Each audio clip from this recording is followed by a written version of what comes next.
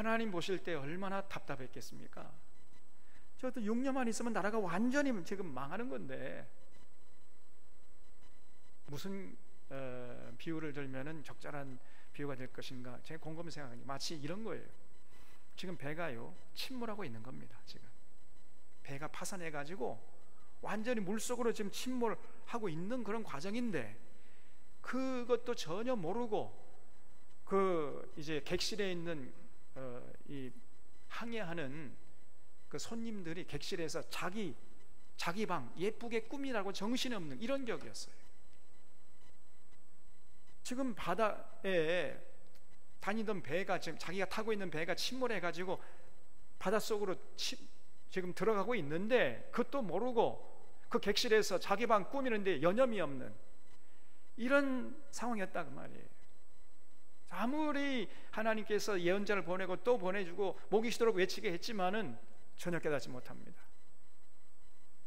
그런 상황 가운데 이제 에스겔이 하나님께 부름을 받아가지고 외쳤다는 그런 시대적인 상황을 우리가 언제나 염두에 두고 이 에스겔서를 봐야 돼요. 그러면 그 당시에 하나님의 마음이 얼마나 참 안타까웠는지, 그리고 이 이스라엘 백성들, 어리석은 이스라엘 백성들을 바라보시는 하나님의 심정이 얼마나 분노에 차고 있었는지 말이에요. 이런 것들을 느낄 수 있는 겁니다. 그래서 이제 에스겔은 하나님께 부름을 받아가지고 당시에 여전히 정신 차리지 못하고 있는 남유다 예루살렘 백성들을, 그리고 포로로 잡혀왔어도 자기들이 무슨 죄를 지어서 이렇게 포로로 잡혀왔는지조차 모르고 있는 바벨론 포로의 유대인들에게 하나님 말씀을 전한 사람이거든요. 근데 이렇게 하나님 말씀을 전할 때 말로만 전한 것이 아니고 말과 함께 어떤 행동을 통해서 메시지를 전했어요. 말보다도 행동을 보여주면서, 이렇게 상징적인 행동을 보여주면서 하나님의 메시지를 전했던 사람이 에스겔서입니다. 그러니까 일종의 퍼포먼스를 한 거예요. 그래서 오늘 이 4장도 보면 그런 퍼포먼스가 나오고 5장도 그런 퍼포먼스가 계속 이어지고 있습니다. 여기 4장 1절에 너 이 사람의 자식아, 토판을 가져다가 그것을 내 앞에 놓고 한 성읍 곧 예루살렘을 그 위에 그리고 그 성읍을 에워싸되 그것을 향하여 사다리를 세우고 그것을 향하여 흙으로 언덕을 쌓고 그것을 향하여 진을 치고 그것을 향하여 공성퇴를 둘러 세우고 또 철판을 가져다가 너와 성읍 사이에 두어 철벽을 삼고 성을 포위하는 것처럼 에워싸라. 이것이 이스라엘 족속에게 징조가 되리라. 이제 하나님께 부름받은 에스겔에게 본격적으로 하나님 말씀을 전하는데 퍼포먼스를 했어요. 토판을 가져다가 그 토판 위에다가 예루살렘 성을 그렸던 겁니다. 그리고 예루살렘 성을 그린 다음에, 그리고 그 성 둘레로 전부 이 사다리를 세우고, 그리고 공성퇴를 둘러 세우라는 그 말이죠. 공성퇴가 뭔지 아시죠?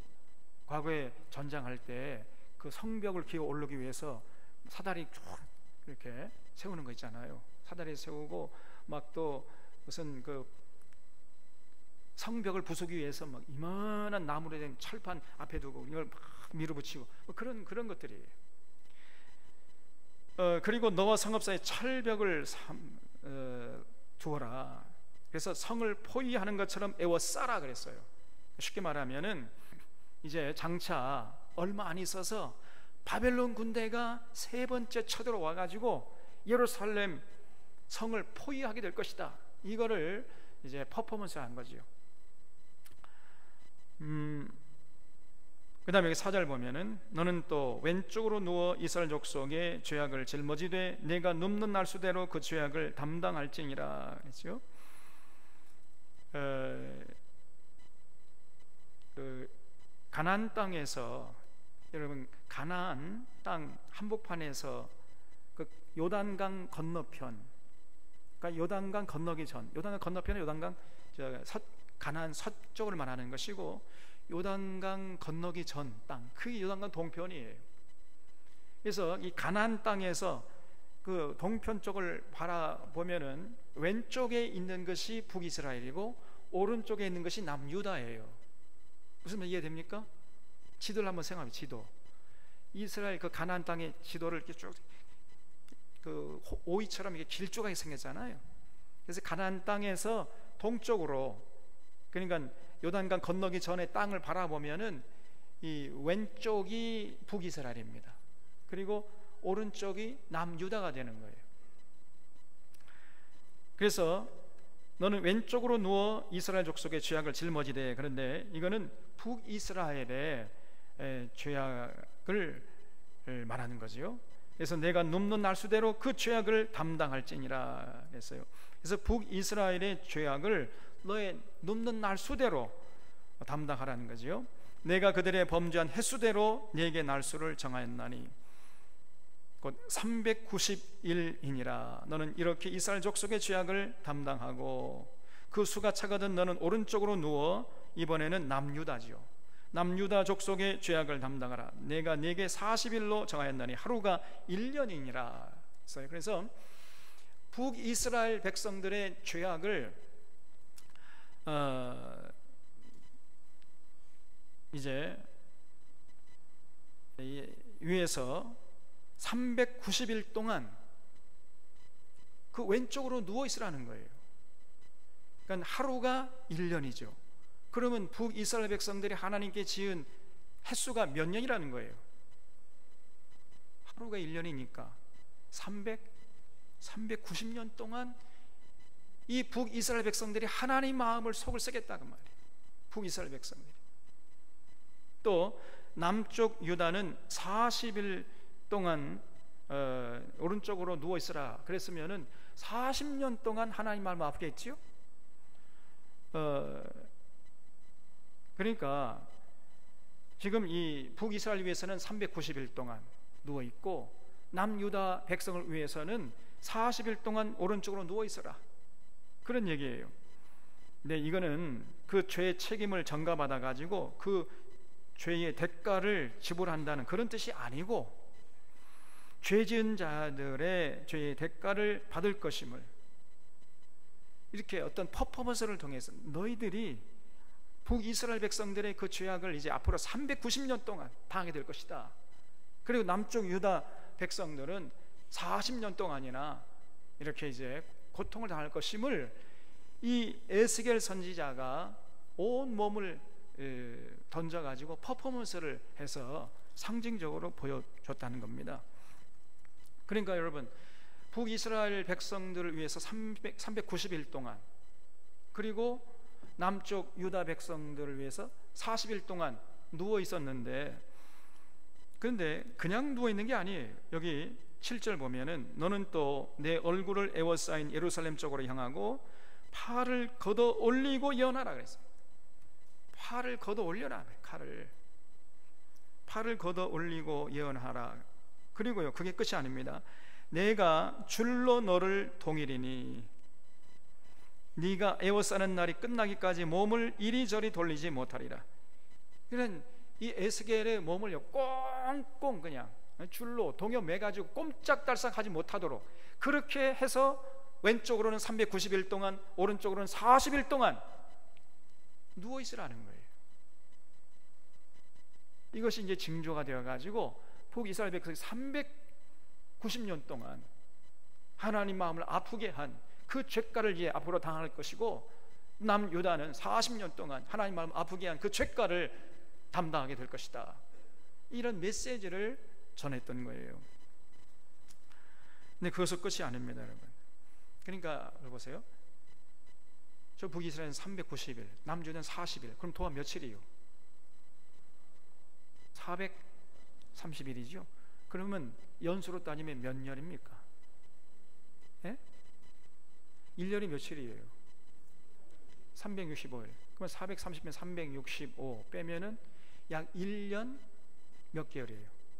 1년 2개월 정도. 에스겔이 1년 한 2개월 정도를요, 오른쪽으로 누웠다가 왼쪽으로 누웠다가 꼼짝달싹 못하면서 그렇게 누워 있었다는 거예요. 그러니까 이 예언자 노릇하는 것도 죽어나는 것이 얼마나 힘들었겠습니까? 밧줄로 꽁꽁 동여매가지고 옴짝달싹 못하도록 그렇게 1년 2개월을 누워 있어야 했단 말이에요. 누워 있어야. 이것이 증거가 돼가지고 북이스라엘 백성과 남유다가 하나님의 지은 죄값을 당하게 될 것이다. 이런 메시지를 온몸으로 전했던 거예요. 이게 에스겔 선지자입니다. 그리고 이 9절 보면요, 그것으로 끝이 아니에요. 너는 밀과 보리와 콩과 팥과 조와 귀리를 가져다가 한 그릇에 담고 너를 위하여 떡을 만들어 내가 옆으로 눕는 날수 곧 390일 동안 먹되 너는 음식물을 달아서 하루 20세겔씩 때를 따라 먹으라. 그래서요 390일 동안 누워있는 날 수대로 먹는데 음식을 밀과 보리와 콩과 팥과 조와 귀리를 가지고 음식을 만들어 먹는데 마음 놓고 먹으라는 게 아니고요, 하루 20세겔씩 먹으라는 거예요. 그럼 20세겔이면요 1세겔이 약 12g 정도 되거든요. 그럼 20세겔이면 몇 g입니까? 240g 정도, 약 240g. 이거를 하루에 240g이니까 3끼로 나누면은 한 끼는 몇 g이에요? 3, 8, 24, 한 80g 정도. 한 끼 한 80g 정도씩 이렇게 나눠서 먹으라는 거예요. 그래서 하루에 240g. 그러면 여러분 80g이면은 많아요, 적어요? 적어요? 엄청 적죠. 하루에 80g씩 여러분 끼마다 80g씩만 먹어봐. 배가 고파가지고 우리 정장로님이나 우리 김성곤 집사님은요, 제가 볼 때 밥 먹을 때 보면 이만큼 드세요. 식사할 때 보면은 배가 고파가지고 견디지 못할 겁니다. 하루에 한 끼에 80g 먹으라고 그래봐. 그런데 그것도 또 그치는 게 아니에요. 또 물도 6분의 1 흰씩 되어서 때를 따라 마시라 그랬어요. 6분의 1 흰이라고 하면 1흰이 약 한 3.5리터, 3.6리터 정도 돼요. 1 흰이. 그러면 6분의 1 흰이면은 하루에 물을 얼마큼 먹으라는 거예요? 6분의 1 흰이 3.6리터 정도로 잡는다 그러면 6분의 1 흰은 몇 리터요? 1리터도 아니고 한 600ml야. 그러니까 여러분 우리 갖고 다니는 생수, 조그만 생수가 몇 리터입니까? 500리터죠? 그 시중에서 파는 거 500리터, 500ml. 그렇죠? 500ml. 그러니까 하루에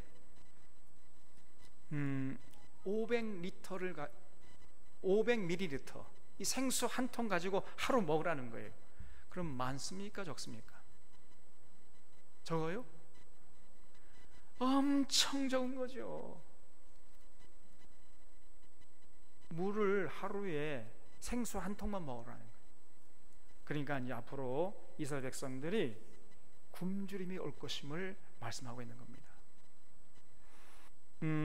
물도 6분의 1 흰씩 되어서 때를 따라 마시라. 너는 그것을 보리떡처럼 만들어 먹되 그들의 목전에서 인분불을 피워 구워서 먹으라는 거예요.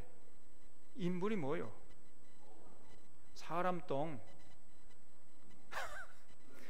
그래, 아니 어떻게 그 음식을 만들어 먹는데 그 불이 뭐냐?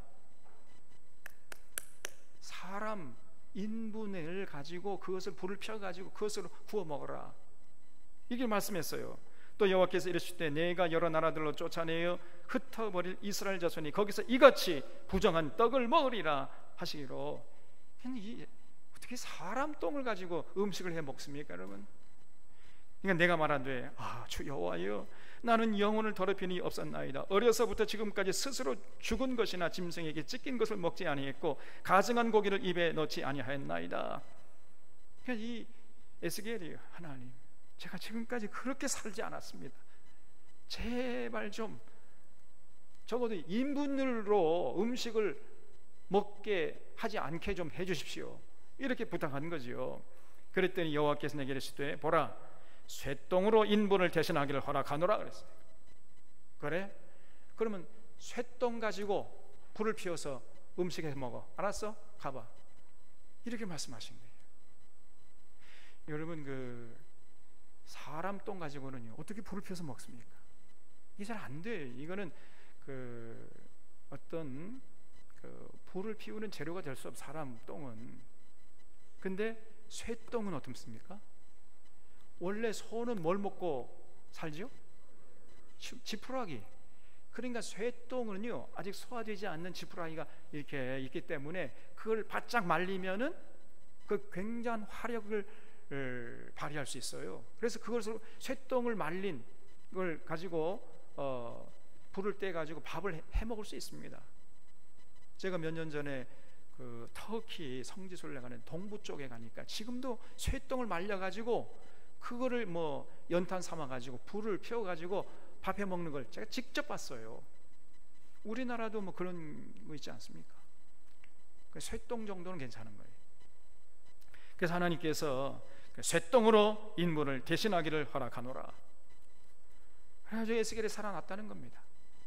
너는 그것으로 떡을 구울지니라. 또 내게 이르되 이 사람의 자식아, 내가 예루살렘에서 의뢰하는 양식을 끊으리니 백성이 근심 중에 떡을 달아 먹고 두려워 떨미어 물을 되어 마시다가 떡과 물이 부족하여 피차에 두려워하며 떨미어 그 죄악 중에서 쇠폐하리라. 결국은 이 에스겔이 보여준 퍼포먼스대로 이스라엘 백성들이 먹을 양식이 다 점점 떨어지게 될 것이라는 거예요. 외국 군대가 와서 성을 에워싸니 성 안에서 양식이 다 떨어지고 마실 물이 다 떨어지지 않겠습니까? 그래서 두려워 떨다가 이제 전부 다 굶어 죽고 그 외국 군인들의 칼에 맞아 죽고 이런 끔찍한 재앙을 당할 것임을 하나님께서 에스겔을 통해서 행동으로 보여주신 거예요. 5장 1절에 두 번째 또 에스겔의 퍼포먼스에 나오는데 너 이 사람의 자식아, 너는 날카로운 칼을 가져다가 삭도를 삼아 내 머리털과 수염을 깎아서 저울로 달아 나누어 두라 그랬죠. 하나님께서 에스겔 몸에 모든 털이란 털은 다 뽑으라 그랬어요. 머리털과 수염 다 깎아가지고 3등분을 하라는 거예요. 3등분. 그 성읍을 에워싸는 날이 차거든 너는 터럭 3분의 1은 성읍 안에서 불사르고 3분의 1은 성읍 사방에서 칼로 치고 또 3분의 1은 바람에 흩어라. 내가 그 뒤를 따라 칼을 빼리라. 그래서 에스겔의 몸속에서 뺀 그 털을 3등분 해가지고 3분의 1은 성읍에서 불사르고 3분의 1은 성읍 사방에서 칼로 다 잘라버리고 3분의 1은 바람에 흩어버리라는 거예요. 이렇게 하나님께서 에스겔에게 명령하셨습니다. 너는 터럭 중에서 조금을 내 옷자락에 싸고 또 그 가운데에서 얼마를 불에 던져 살으라. 그 속에서 불이 이스라엘 온 족속에게로 나오리라. 이런 것들이 이제 하나님의 어떤 분노의 징조라는 것입니다. 또 5절에 주 여호와께서 이같이 이르시되 이것이 곧 예루살렘이라. 내가 그를 이방인 가운데에 두어 나라들이 둘러 있게 하였거늘 내가 그가 내 규례를 거슬러서 이방인보다 악을 더 행하며 내 율례도 그리함이 그를 둘러 있는 나라들보다 더하니 이는 그들이 내 규례를 버리고 내 율례를 행하지 아니하였음이니라. 그렇죠? 그 6절에 한번 줄쳐보십시오. 왜 그러면 하나님이 택한 이스라엘 백성에게 이렇게 지금 분노하고 있느냐 말이에요. 예? 아니 복은 주지 못할 망정 분노하면 되겠습니까? 하나님께서 자기가 택한 자기 백성을 왜 이렇게 분노하시는 겁니까? 그 이유가 뭐냐?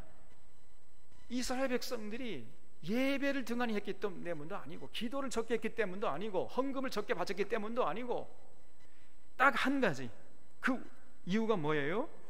너희들이 내 규례를 거슬러서 이방인보다 악을 더 행했기 때문에 내 율례도 그리함이 그를 둘러있는 나라들보다 더 했기 때문에 하나님께서 이렇게 지금 분노하신다는 겁니다. 다른 이유가 없어요. 쉽게 말하면 하나님과 맺은 약속을 지키지 않은 겁니다. 언약, 말로 한 약속 안 지켰어요. 그래서 지금 하나님이 이렇게 분노하시는 거예요. 그러면 하나님과 맺은 약속이 뭐죠? 그 신의 언약이 핵심이 뭡니까? 두 가지죠. 하나님을 사랑하고 이웃을 내 몸과 같이 사랑하라. 네가 네 몸을 사랑하는 것처럼 네 이웃도 그렇게 사랑하면서 살아. 알았어? 예, 그렇게 하겠습니다. 설서까지 약속했잖아요. 그래서 하나님 사랑하고 이웃을 네 몸처럼 사랑하면 내가 너희들에게 복을 주겠다. 하늘에서 이른 비와 늦은 비를 때를 따라서 정확하게 내려줘서 해마다 풍년을 맞게 해줄 것이고, 나가도 복을 받고 들어와도 복을 받고 떡반죽 그릇이 복을 받게 해주고, 너와 내 아내와 내 아들과 내 딸과 내 남종과 여종과 내 문 안에 거하는 어떤 사람이라 할지라도 다 복받게 해주겠다. 내가 머리가 열지 꼬리가 되지 않게 해주겠다. 내 원수가 한 길로 쳐들어왔다가 7길로 도망가게 해주겠다. 이런 굉장한 복을 약속했잖아요. 그러나 만약에 나와 맺은 약속시키지 않으면 정반대가 될 거야. 네가 무엇을 하든 넌 저주받을 거야. 알간 모르간. 그래서 너는 네가 아무리 이랬어도 쫓아오는 자가 없어도 너는 도망하게 될 거야. 하나님께서 이른 비와 늦은 비를 때를 따라 다 그쳐버려가지고 그저 비가 안 오게 하면 어떻게 됩니까? 가뭄이 오고, 가뭄 기근이 오지요. 굶주림이 오고 전염병이 돌고, 그리고 이방 군대가 쳐들어와서 칼에 맞아 죽게 할 것이다. 그렇게 약속을 했어요. 그렇게 약속해놓고는 돌아서 안 지켰잖아요. 가나안 땅에 정착한 순간부터 시작해가지고 북이스라엘 망할 때까지, 남유다가 망할 때까지 하나님이 율례와 법도를 지키지 않았습니다. 이거는 개인을 행복하게 하고 사회를 평안하게 하고 국가를 부강하게 하는 원리에서 주어진 그 하나님과 맺은 언약을 이 사람들이 무시했어요. 그래서 권력자는 권력을 남용하고 군림하고, 그리고 제사장들은 하나님 말씀을 그저 자기의 뇌물을 갖다 바치는 사람에게는 무조건 복을 남발해버리고, 뇌물을 갖다 바치지 않으면 그냥 막 전쟁을 준비해버리고, 재판장들은 뇌물을 갖다 바쳐주면 죄가 없다 하고, 뇌물을 갖다 바치지 않으면 죄 없는 사람 죄 있다 해버리고, 또 상인들은 전부 거짓 저울을 써가지고 다 눈속여가지고 부당이득 취득하고, 이렇게 살았던 거예요, 이 사람들이. 그래놓고는 주일날 와서는 또 예배를 열심히 해. 열심히 예배드려요. 열심히 기도하고 열심히 찬양하고 열심히 헌금 바치고, 이렇게 살았던 겁니다. 이거를 하나님이 보시면서 기뻐하기는커녕 분노의 분노를 그냥 거듭하다가 저 북이스라엘 쓸어버리고 남유다 지금 쓸어버릴 직전이었어요, 여러분. 그래서 원인이 딱 한 가지, 너희가 나와 맺은 언약 지키지 않았기 때문에 하나님이 이렇게 분노하신다는 거예요. 이 6절에 나와요. 그러므로 7절, 나 주 여호와가 말하노라, 너희 요란함이 너희를 둘러싸고 있는 이방인들보다 더하여 네 율례를 행하지 아니하며 네 규례를 지키지 아니하고 너희를 둘러 있는 이방인들의 규례대로도 행하지 아니했느니라. 그러므로 나 주 여호와가 말하노라, 나 곧 내가 너를 치며 이방인의 목전에서 너에게 벌을 내리되 내 모든 가증한 일로 말미암아 내가 전무후무하게 내게 내릴지라. 그러한 중 내 가운데서 아버지가 아들을 잡아먹어요. 이건 문자 그대로 이루어지는 겁니다. 이건 상징적인 얘기가 아니고 문자 그대로 아버지가 자기가 낳아서 키우던 아들을 너무 굶주리다 못해가지고 잡아가지고 그 고기를 뜯어먹는 거예요. 다 식인종이 됩니다. 여러분, 이 광에서 인심 난다고 사람이 배를 골잖아요. 그러면 이성이 마비되는 겁니다. 눈에 뵈는 게 없어요. 그냥 심지어는 자기가 사랑하는 아들을 잡아가지고 삶아서 고기를 뜯어먹는다니까. 이게 인간이에요. 이 식욕이라는 게 얼마나 무서운 것인지 알 수가 없는 것입니다. 아버지가 아들을 잡아먹고 아들이 그 아버지를 잡아먹으리라. 그런 끔찍한 재앙을 퍼붓겠다는 하나님께서, 내가 벌을 내게 내리고 너희 중에 남은 자를 다 사방에 흩으리라. 그러므로 나 주 여호와가 말하노라, 내가 나의 삶을 두고 맹세하노니 내가 모든 미운 물건과 모든 가증한 일로 내 성소를 더럽혔은즉. 미운 물건이 뭐겠습니까? 여기서 미운 물건이 뭐예요? 우상을 만들어 놓은 거예요. 하나님의 성전에 하나님은 어떤 형상이든지 만들지 말라 그랬잖아요. 그 앞에 절하지 말라. 그랬더니 돌이나 나무 가지고 조각을 해가지고 그것이 하나님이래. 그래서 우상을 섬겼던 거예요. 그래서 미운 물건과 모든 가증한 일, 그러면서 그 앞에서 온갖 하나님께서 하지 말라고 하는 짓만 골라서 했던 거예요. 그냥 자기 새끼를 잡아가지고 그저 제물로 갖다 바치고 온갖 음행하고 온갖 더러운 짓을 다 했습니다. 그래서 모든 가증한 일로 내 성소를 더럽혔은즉 나도 너를 아끼지 아니하며 긍휼을 베풀지 아니하고 미약하게 하리니 너희 가운데에서 3분의 1은 전염병으로 죽으며 기근으로 멸망할 것이요 3분의 1은 너의 사방에서 칼에 엎드릴 것이며 3분의 1은 내가 사방에 흩어버리고 또 그 뒤를 따라가며 칼을 빼리라. 그래서 에스겔의 몸에서 뺀 그 털을 3등분 해가지고 3분의 1은 그저 불사르고 3분의 1은 사방에서 성읍 사방에서 칼로 잘라버리고 또 3분의 1은 바람에 흩어버리라는 뜻이 뭐냐면요 3분의 1은 전염병으로 다 죽게 될 것이라는 거예요. 그 성읍 사람들, 예루살렘 성읍 사람 3분의 1은 다 전염병으로 또 기근에 다 죽을 것이고 또 3분의 1은 칼에 맞아서 죽을 것이고 3분의 1은 사방으로 흩어진 다음에 하나님께서 그 뒤를 따라서 하나씩 다 도륙하신다는 그런 뜻으로 에스겔의 몸에 있던 그 털을 다 뽑아가지고 3등분 하라고 했던 거예요. 지금 하나님 분노가 하늘을 찌르고 있잖아요. 13절에 이와 같이 내 노가 다한즉 그들을 향한 분이 풀려서 내 마음이 가라앉으리라. 내 분이 그들에게 다한즉 나 여호와가 열심으로 만한 줄을 그들이 알리라. 이렇게 이 남유다 백성들을 그냥 저주를 퍼부은 다음에야 하나님의 분노가 풀리신다는 거예요. 얼마나 저 사람들이 하나님 마음을 아프게 하고 분노를 일으켰는지 하나님의 분노가 쉽게 풀리지 않습니다, 여러분. 그래서 다 진멸하고 도륙한 다음에 하나님의 분노가 조금씩 풀린다는 거예요. 이것이 우리가 믿는 여호와 하나님이십니다, 여러분. 14절에 내가 이르되 또 너를 황무하게 하고 너를 둘러싸고 있는 이방인 중에서 모든 지나가는 자의 목전에 모욕거리가 되게 하리라. 이 택한 백성들이 이방인들에게 조롱거리가 되고 모욕거리가 되게 하겠다는 거예요. 내 노와 분과 중한 책망으로 내게 벌을 내린즉 너를 둘러싸고 있는 이방인들에게 내가 수치와 조롱거리가 되고 두려움과 경고가 되리라. 나 여호와의 말이니라. 그래서 이방인들이 저 하나님의 택한 유대인들이 당한 걸 보니까 진짜 하나님 두려운 거구나. 그래서 두려움과 경고가 되게 하겠다는 거예요. 내가 멸망하게 하는 기근의 독한 화살을 거기다 줄쳐보세요. 기근의 독한 화살. 여러분, 이 사람이 굶주리면요 이성이 마비되는 겁니다. 기근처럼 무서운 그 징벌이 없는 거예요. 굶주려 봐요.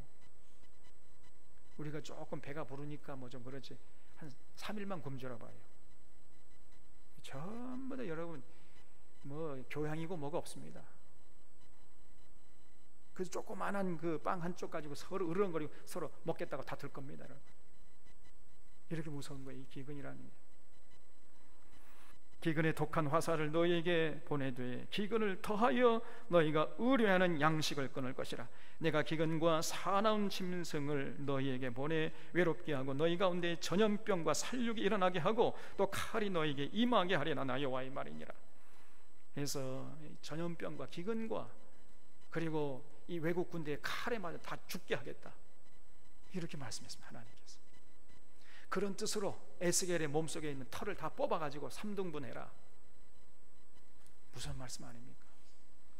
6장 1절에 여호와의 말씀이 내게 임하여 이르시되 이 사람의 자식아 너는 이스라엘 산을 향하여 그들에게 예언하여 이르기를 이스라엘 산들아 주 여호와의 말씀을 들어라. 주 여호와께서 산과 언덕과 시내와 골짜기를 향하여 이같이 말씀하시기를 나 곧 내가 칼이 너에게 임하게 하여 너희 산당을 멸하리니. 이 산당이 뭐죠? 우상을 숭배하는 제단이죠. 그러니까 당시 남유다 전국 방방곡곡에 산당이 여기저기 우죽순처럼 세워졌단 말이죠. 하나님을 섬기는 것이 아니라 이 사람들이 돌이나 나무 조각 가지고 그것을 새겨가지고 우상을 만들어 놓고 그 우상을 섬기고 있어요. 아무런 생기가 없어가지고 복도 못 주고 저주도 못하는 나무 조각이나 돌멩이 조각에 불과한 것들, 그렇게 섬겼다는 거지요. 그래서 내가 너희 산당을 멸하리니 너희 제단들이 황폐하고 분향 제단들이 깨트러질 것이며 너희가 죽임을 당하여 너희 우상 앞에 엎드러지게 할 것이라. 이스라엘 자손의 시체를 그 우상 앞에 두며 너희 해골을 너희 제단 사방에 흩으리라. 내가 너희가 거주하는 모든 성읍이 사막이 되게 하며 산당을 황폐하게 하리니 이는 너희 제단이 깨어지고 황폐하며 너희 우상들이 깨어져 없어지며 너희 분향 제단들이 찍히며 너희가 만든 것이 폐하여지며 또 너희가 죽임을 당하여 엎드러지게 하여 내가 여호와인 줄 너희가 알게 하려 함이라. 그래서 이스라엘 백성들이 그렇게 애지중지 두려워하면서 섬기던 우상 단지들은 아무런 생기가 없다는 것을 알게 하고, 반대로 이스라엘 백성들이 외면하고 버렸던 여호와 하나님이 얼마나 대단한 능력의 소유자인지 분명히 보여 알게 해주겠노라, 이런 얘기죠. 8절에 그러나 너희가 여러 나라에 흩어질 때에 내가 너희 중에서 칼을 피하여 이방인들 중에 살아남은 자가 있게 할지니라. 근데 완전히 전부 다 도륙하지 않고요, 그 중에 몇 사람은 살아남게 하시겠다는 거예요. 완벽하게 다 진멸하는 게 아니라 너희 중에서 칼을 피하여 이방인들 중에 살아남은 자가 있게 해주겠다. 스바냐서에 보면은 하나님께서 이 우주 만물을 심판하실 때에도 숨겨주시는 은혜를 받는 사람이 있다고 그랬지요. 아무나 이런 은혜를 베푸는 게 아니라 평소에 하나님 사랑하고 모이를 힘쓰고 하나님 뜻을 분별해서 하나님 뜻대로 살려고 애를 쓰고 이런 자들은 그런 심판의 날에도 숨겨주시는 은혜를 베푸신다는 거예요. 그래서 살아남은 자가 있게 할 것이다. 9절에 너희 중에서 살아남은 자가 사로잡혀 이방인 중에 있어서 나를 기억하되 그들이 음란한 마음으로 나를 떠나고 음란한 눈으로 우상을 섬겨 나를 근심하게 한 것을 기억하고 스스로 한탄하게 될 것이라는 겁니다. 과거에 우리가 얼마나 하나님 마음을 아프게 했던 거, 그러면서 이제 스스로 자기 자신들을 자책하는 그런 날이 이르게 하겠다는 거예요. 스스로 한탄하리니 이런 그 모든 가증한 일로 악을 행하였습니다. 그때야 그들이 나를 여호와인 줄 알리라. 내가 이런 재앙을 그들에게 내리겠다 한 말이 헛되지 아니하니라. 주 여호와께서 이와같이 이르시되 너는 손뼉을 치고 발을 구르며 말할지어다. 오호라, 이스라엘 족속이 모든 가증한 악을 행함으로 마침내 칼과 기근과 전염병에 망하되. 하나님의 심판의 그 신호가 뭐냐면요, 기근이에요. 기근, 굶주림이 오는 겁니다. 그리고 전염병이 도는 거예요. 전염병이. 그래도 정신 못 차릴 때는 이제 이방 군대가 쳐들어오게 되어 있습니다. 그래서 이방 군대 칼에다 맞아 죽게 하겠다.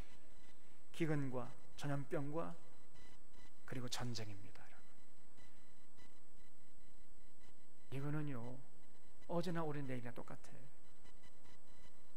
굶주림이 오고 그리고 전염병이 돌고 전쟁이 터지고 그러면 우리가 우리 자신을 돌아봐야 돼요, 여러분.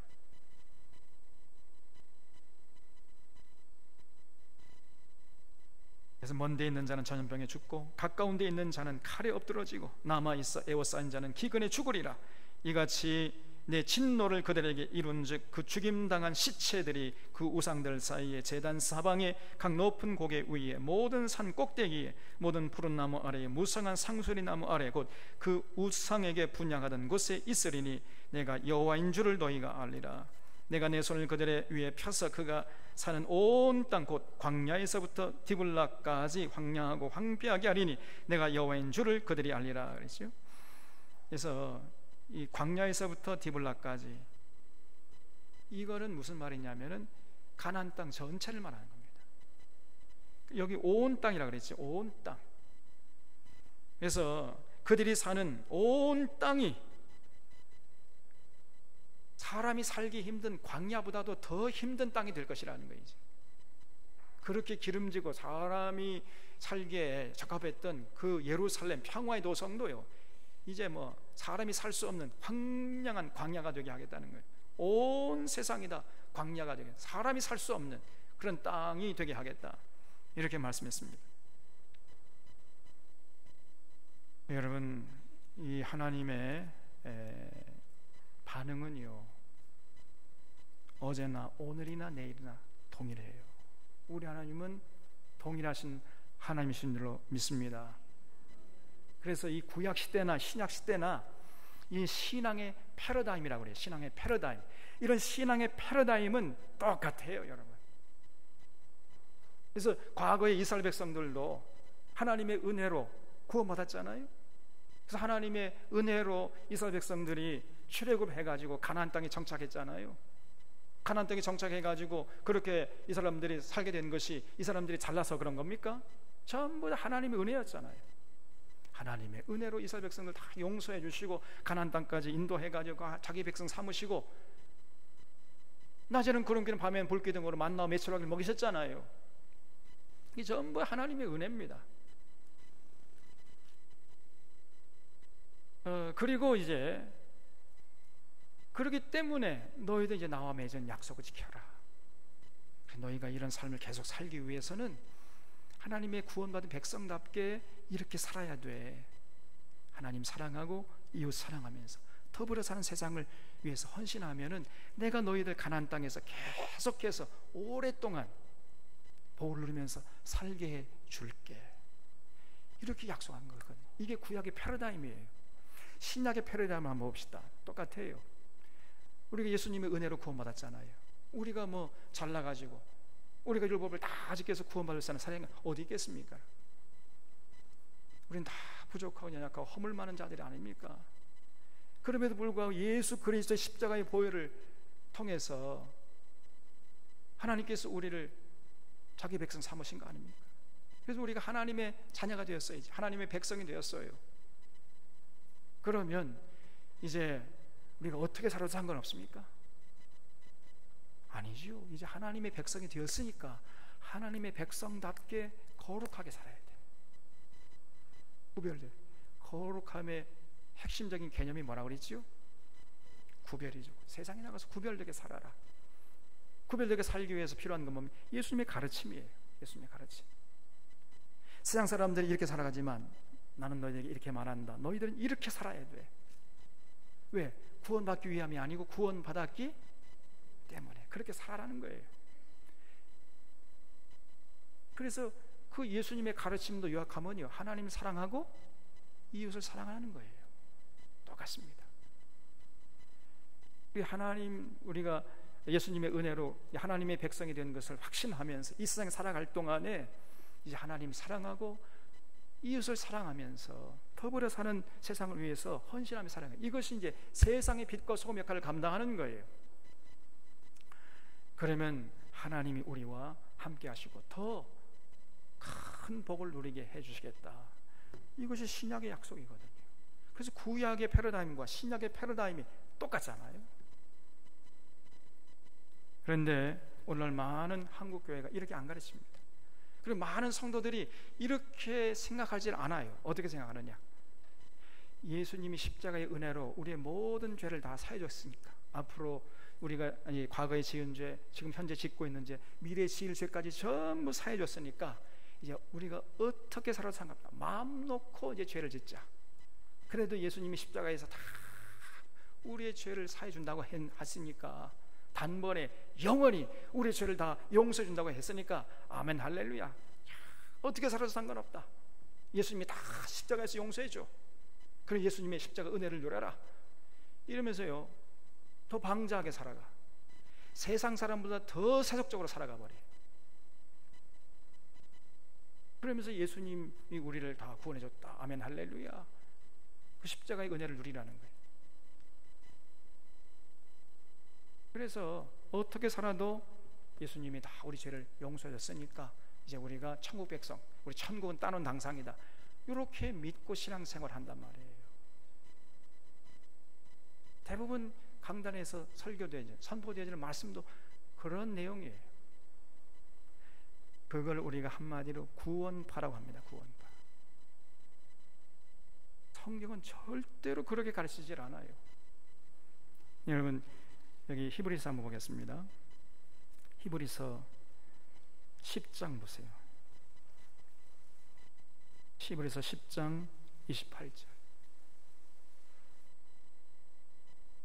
히브리서 10장 28절. 28절 29절 우리 같이 한번 읽겠습니다. 히브리서 10장 28절 29절. 모세의 법을 폐한 자도 두세 증인으로 말미암아 불쌍히 여김을 받지 못하고 죽었거든 하물며 하나님의 아들을 짓밟고 자기를 거룩하게 한 언약의 피를 부정한 것으로 여기고 은혜의 성령을 욕되게 하는 자가 당연히 받을 형벌은 얼마나 더 무겁겠느냐 너희는 생각하라. 이게 무슨 말인지 이해가 되십니까? 시내산 언약, 모세가 전해준 그 언약을 지키지 않은 사람들에게 하나님께서 그렇게 무서운 진노를 퍼부었잖아요. 그런데 하물며 그 모세의 언약과는 비교할 수 없이 큰 예수님의 그 큰 사랑, 십자가의 보혈의 은혜를 짓밟은 이런 자들에게 하나님께서 얼마나 더 진노하시겠냐는 겁니다. 28절, 29절이 이해가 돼요?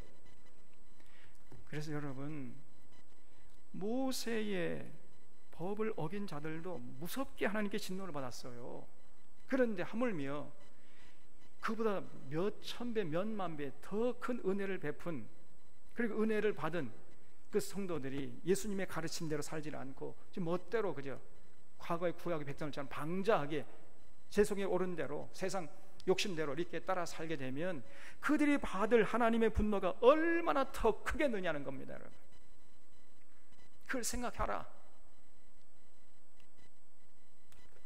하나님의 은혜, 조금 받은 은혜를 저버린 자도 하나님께서 무섭게 분노했는데 이 큰 은혜와 사랑을 받은 자들이 하나님과 맺은 언약을 저버릴 때 얼마나 하나님께서 더 크게 분노하시겠냐는 거예요.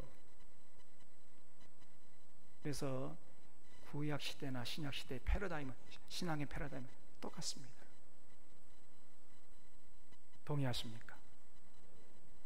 그래서 우리는요, 이 땅에 사는 동안에 더 철저하게 이제 예수님의 은혜로 구원받은 모든 성도들은요, 철저하게 이제 예수님의 가르침에 입각해서 생각하고 판단하고 행동해야 돼요. 만약에 그렇지 않으면 과거의 구약의 이스라엘 백성들이 하나님께 진노받았던 것보다 훨씬 더 큰 진노를 받게 된단 말이에요. 이건 양날의 칼이, 이걸 잘 그 십자가의 구원의 은혜에 감사하고 감격하면서 이제는 내가 죽어지고 보라 이제는 새 것이 되었도다, 이전 것 지나갔으니 보라 새 것이 되었다 하면서 예수님의 그 은혜에 감격해가지고 감사함으로 기쁨으로 자발적으로 그 예수님의 가르침대로 살면 어떻게 됩니까? 우리에게 자유가 사라지는 것이 아니고 더 풍성한 자유가 넘치는 거예요. 이게 역설의 진리입니다. 예수님의 가르침에 우리의 자유를 얽어매면 멜수록 우리의 자유함이 풍성해진다니까요. 믿으시기 바랍니다. 그러나 내 소견에 오른 대로, 내 생각대로, 내 욕심대로, 내 계획대로 살아봐요. 그러면 예수 그리스도 안에서 누리는 평안과 자유가 순식간에 사라져버려요. 내 멋대로 살면 살수록, 내 소견에 오른 대로 행동하면 할수록 자유가 풍성해지는 것이 아니라 자유가 순식간에 사라져버린다니까요. 그래서 우리는 우리의 모든 신앙의 열정을, 그리고 신앙의 초점을 어디에 맞춰야 되느냐, 어떻게 하면 이 땅에 사는 날 동안까지 예수님의 가르침대로 살아야 할 것인가, 예수님의 가르침을 실천할 것인가, 여기에 신앙의 초점이 맞춰야 되고 여기에 신앙의 열정을 불태우는 자가 되어야 하는 것이에요. 그런 자들이 올바른 신앙생활을 하는 겁니다.